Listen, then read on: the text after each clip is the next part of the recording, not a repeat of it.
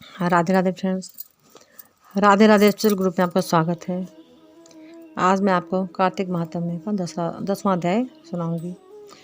राजा पृथ्वी ने कहा, हे देवऋषि, आपको नमस्कार है। कृपा करके कहिए कि जिस समय भगवान शंकर ने अपने माथे का वह तेज क्षीर सागर में डाल दिया तो उस समय क्या हुआ। नारद जी ने कहा, हे राजन, जब भगवान शंकर ने अपना वह तेज क्षीर सागर में डाल दिया तो उस समय वह शीघ्र ही बालक होकर गंगा सागर के संगम पर आकर संसार को भय देने वाला रुदन करने लगा। इसके रुदन को समस्त संसार व्याकुल हो उठा। लोकपालों के मन में भी व्याकुलता आई। चराचर चलायमान हो गया। शंकर सुमन के रुदन से ब्रह्मांड व्याकुल हो गए।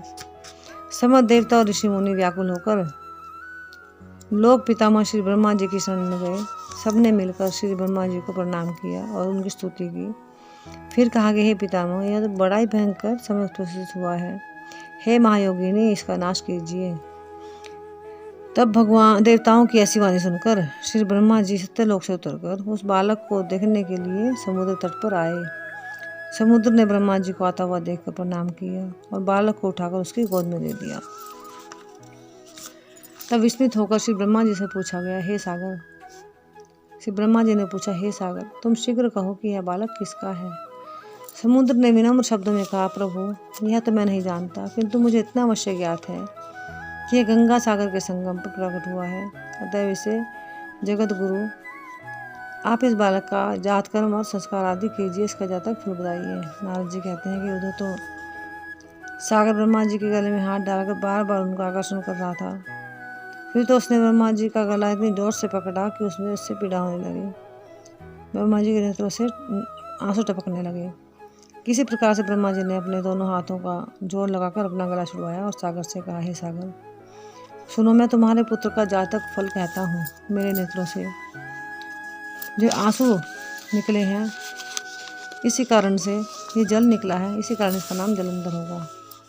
यह उत्पन्न होने के साथ ही तरुण हो गया है। इससे यह सब शास्त्रों का पारगामी, महापराक्रमी, महावीर, जवानी, महायोद्धा और रण दुर्मद होगा।